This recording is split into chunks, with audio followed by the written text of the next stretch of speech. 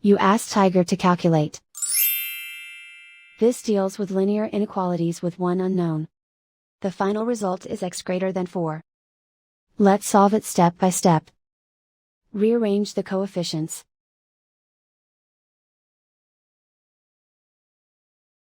Isolate the x. Divide both sides by 2.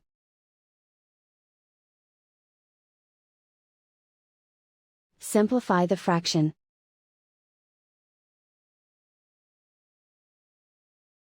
Find the greatest common factor of the numerator and denominator.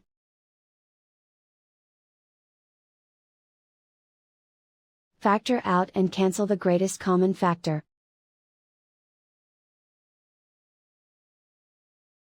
Plot the solution on a coordinate grid. And so the final result is x greater than 4.